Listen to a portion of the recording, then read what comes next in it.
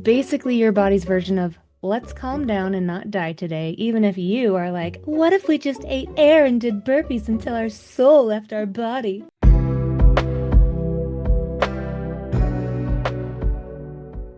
What's up, you beautiful beasts? In this video, we're breaking down something that I really wish more people understood. Your body has built-in systems designed to protect you, and that includes defending a certain weight range. It's called set point weight theory, and it explains why your body often seems to fight back after dieting. Spoiler alert, it's not broken. It's doing exactly what it was built to do. And this is one of the reasons why I'm a weight neutral coach and trainer, because this isn't about chasing some number on the scale. Focusing on weight instead of habits can actually backfire. Our health isn't a number. It's how we live, how we feel, and what we do every single day. We are going to break down what set point weight theory is, how your body works to stay in its comfort zone, and why fighting it usually leads to more struggle and not better health. Because true health, it's not about shrinking. It's about becoming whole. Disclaimer. Educate the Beast is a space for reflection, not prescription. I'm here to offer insight, spark curiosity, and explore the messy, beautiful layers of health, movement, food, and mindset. I'm not your doctor, and I would never pretend to know your body better than you do. I am an ASM certified personal trainer, certified nutritionist, and master neurotransformational results coach. So I do bring my training to the table, and I also believe curiosity is a superpower. That means I stay open, ask questions, and keep learning too. If something here resonates, take it with you. Do your research, ask questions, start conversations. Your care should reflect your story, your body, your values, and your becoming. You deserve support that's informed, compassionate, and made just for you. Okay, so what is set point weight theory? Set point weight theory says that your body has a biologically preferred range that it tries to stick to. Kind of like how a thermostat works in your house, but it's not texting you like, hey bestie, let's stay at 172 today, but it is constantly adjusting behind the scenes to keep things stable and safe. Now, this range is not about aesthetics or willpower. It's about survival. It's influenced by your genetics, hormones, brain chemistry, past experiences, and even your environment. It's not a number your body's obsessed with. It's like a weight range where it can keep you nourished, energized, and alive without flipping the internal panic switch. Your body defends this range in subtle, powerful ways. If you dip below it, you might feel hungrier, more tired, colder, and your metabolism can slow down to conserve the energy. If you rise above it, your body might naturally increase energy use or regulate appetite to bring you back into balance. But here's the key. Your body does all of this without asking for your permission. It's constantly scanning for signs of safety or danger and adjusting how it burns fuel based on those cues. This kind of internal regulation is called a homeostatic system because I love big words. Basically, your body's version of let's calm down and not die today, even if you are like, what if we just ate air and did burpees until our soul left our body? All right, so now that you've got the basic idea of what set point weight theory is, let's zoom in on the why. Like, why does your body fight so hard to keep you in that range? To explain that, we've got to get into the sciencey stuff, how your body actually regulates weight behind the scenes. I actually cover this stuff in another video too, but through the lens of obesity and all the real causes behind it. So if you want to hear this science from a different angle, you can check it out right here. But for now, nerd goggles on. We're diving into how your body actually regulates weight, and I'll do my best to keep it fun, weird, and only mildly overwhelming. How your body regulates weight. The hormonal orchestra. All right, time to peek behind the curtain at the real MVPs of weight regulation. Your hormones. These microscopic messengers are doing the absolute most, orchestrating your hunger, fullness, energy, cravings, and even mood. Think of them like backstage techs in a Broadway show.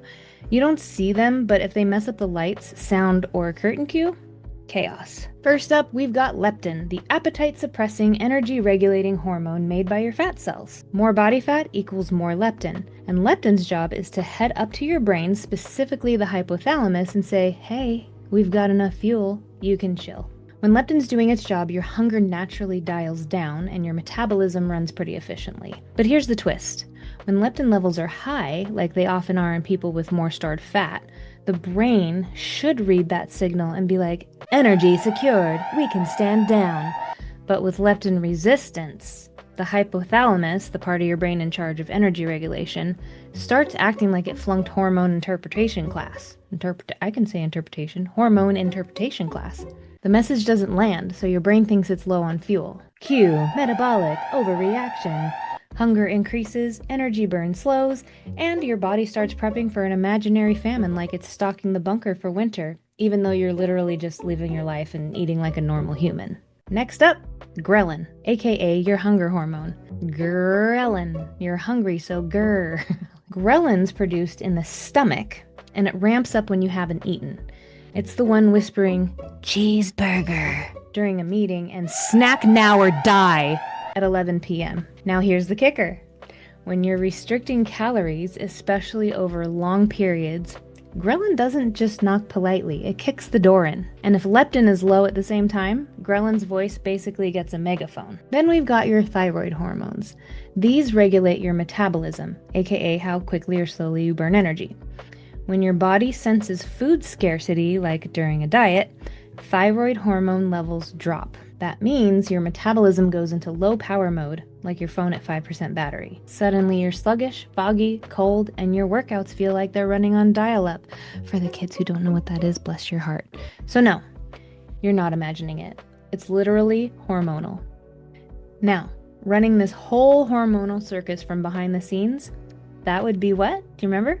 Your hypothalamus. It's your body's thermostat, control tower, and emotional support scheduler all in one. It takes in messages from leptin, ghrelin, thyroid hormones, cortisol, basically all your internal drama queens, and decides whether to turn up your hunger, put your metabolism on pause, or keep things running steady. So when you restrict food, your body doesn't just shrug and go along with it. It fights back. More ghrelin, less leptin, less thyroid hormone, more cortisol, slowed metabolism. That's not failure. That's survival mode. Your body doesn't care about your wedding dress or high school reunion. It cares about keeping you alive in what it thinks is a famine. Okay, so dumb question. Have you ever gone on a diet and suddenly found yourself thinking about food constantly? Or have you ever felt like you were doing everything right, but your body was straight up ignoring the plan? Yeah, drop a comment below if this is you. Yo-yo dieting, weight cycling, and the rise of set point weight. Okay, so now let's talk about what happens when this hormonal chaos doesn't just happen once, but over and over again. You go on a diet, lose weight, your body panics, you regain the weight, sometimes more. So you try again, and again, and again, and again, and again, and again. This pattern, it's called weight cycling, aka the infamous yo-yo dieting effect. And the effects, they don't just show up on the scale. Weight cycling takes a toll on your body, your brain, your heart, and your sense of self. So let's start with the physical side. When your body regains weight after a diet, it tends to store more fat than it started with, and it favors the kind of fat that settles around your internal organs, including your heart. That's called visceral fat, and it's more inflammatory and more dangerous than the kind you can pinch. So even if you're back at your original weight, your body composition and your health risk might have shifted. And that's not the only shift. Every time you restrict food, your body burns through muscle tissue, especially if you're not doing strength training. Losing muscle slows your metabolism and makes your body less efficient at handling blood sugar, oxygen, and even stress, all the things your heart relies on. Speaking of stress, your metabolism slows down with each cycle. It becomes more efficient at conserving energy, which sounds smart in theory, but in practice, it means that your body burns fewer calories doing the same activities. Add in the stress hormone cortisol, which rises when you restrict, and now your system is primed for fat storage, poor sleep, irritability, and blood sugar swings. But here's the part that people don't talk about enough. Your heart feels this. Weight cycling has been linked to higher blood pressure, even in people who aren't classified as having obesity. It also worsens cholesterol numbers, raising your LDL cholesterol, which is the bad cholesterol, and triglycerides, which can lead to clogged arteries over time. There's also something called heart rate variability, which is a marker of how well your body responds to stress. Chronic dieting lowers it, and that means your nervous system becomes less resilient. You might feel anxious all the time, or like your body can't recover from stress or workouts the way it used to. And the kicker? Long-term studies have found that people, especially women, who cycle through diets repeatedly are more likely to develop coronary heart disease. Not because they're in a larger body, but because the up and down is what causes the damage. And it's not just physical. The emotional and psychological toll of weight cycling is just as real. When you diet over and over, you start to lose trust in your body. You stop listening to hunger and fullness cues. Food becomes the enemy.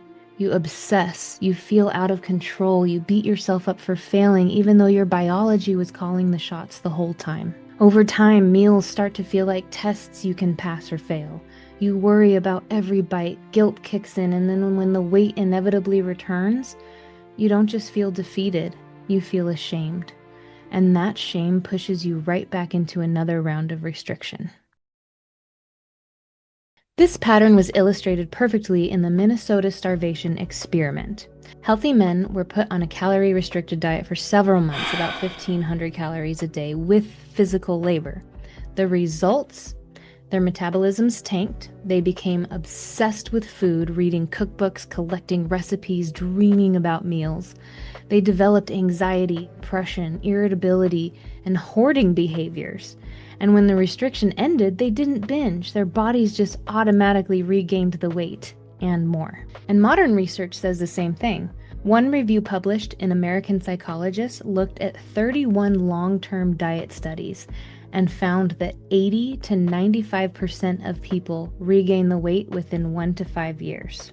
Many gain back more, but not because they didn't try hard enough, but because their biology said, oh no, we're not doing this again. And here's the part that no one warns you about. With each cycle, your body gets more protective. It raises the floor of your set point to make sure it's even more prepared for the next famine. So ironically, dieting to lose weight can leave you weighing more in the long run. Not because you failed, but because your body adapted to the trauma of restriction. Settling point, where habits meet biology. Okay, so let's zoom out for a second. You've heard of set point weight, but some researchers and health professionals prefer the term settling point. And honestly, I kind of like that. Why? Because while set point focuses on biology and genetics, settling point invites you into the conversation. It gives us room to talk about your environment, your habits, your nervous system, and your stress, not just your hormones. Here's the idea. Yes, your body has a natural weight range it tries to defend. That part hasn't changed. But within that range, where your weight actually lands can shift based on how supported or stressed your body feels. So no, you're not locked into one number forever. But also, this isn't about forcing your body to change, and it's not about control. It's about creating the conditions for safety, so your body can stop fighting and start regulating. For example, chronic stress can push your settling point upward. When your body is constantly in survival mode, it releases more cortisol. That stress hormone impacts your sleep, your digestion, your hunger cues, and your fat storage, especially around the abdomen. And when that stress is unrelenting, your body might hold on to energy for dear life, even if you're eating perfectly. Sleep deprivation can do the same thing.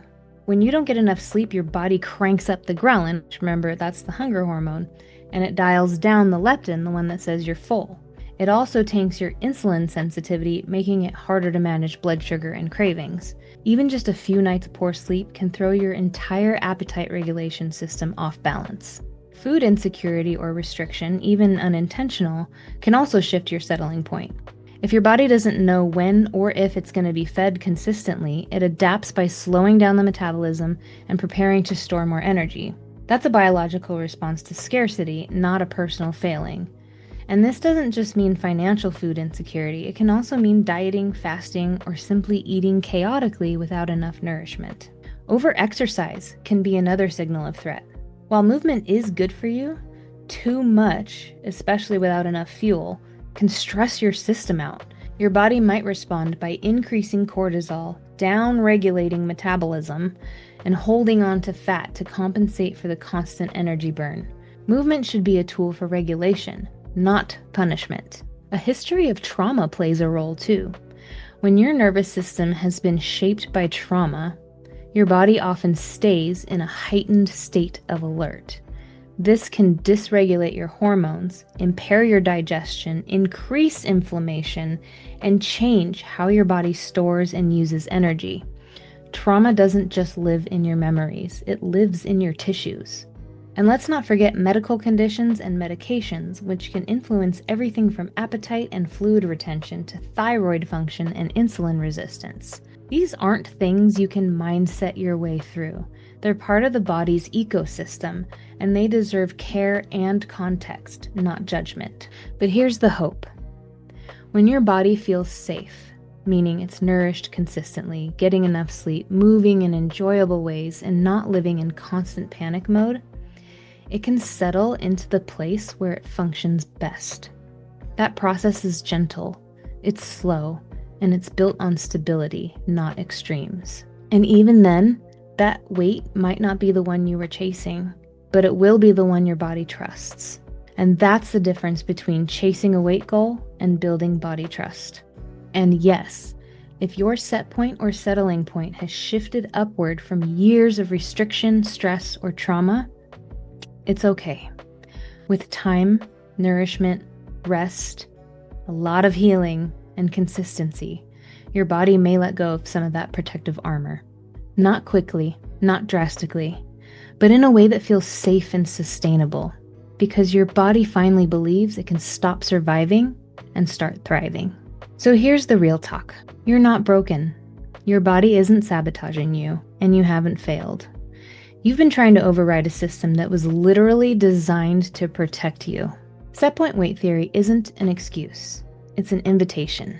It's a chance to step out of blame and into understanding. To recognize that your body's resistance isn't defiance, it's defense. And when you stop trying to control it and start learning from it, that's where the real shift happens. So instead of asking, why can't I lose weight? Try asking, why does my body feel unsafe right now? Because the healthiest version of you isn't the smallest version. It's the version that feels safe. It's the version that feels fed. It's the version that feels moved and cared for. It's the one that lives in alignment, not restriction. That's where the peace lives, and that's where the healing begins. If this video gave you an aha moment or made you feel a little more seen, hit that like button and subscribe so you don't miss what's coming next. Let me know in the comments. Has your body ever pushed back after a diet? Mine certainly has. Several times. Does the set point weight theory help explain something you've been through? Or what's one thing you're doing right now to help your body feel safe, supported, and less stressed? Thanks for nerding out with me today. The more we understand our bodies, the more kindness we can bring to ourselves, to each other, and to the way we live inside our bodies every day. Because real health isn't about fixing or becoming someone new. It's about unbecoming everything we were taught to be, so we can finally unveil the beautiful beast within.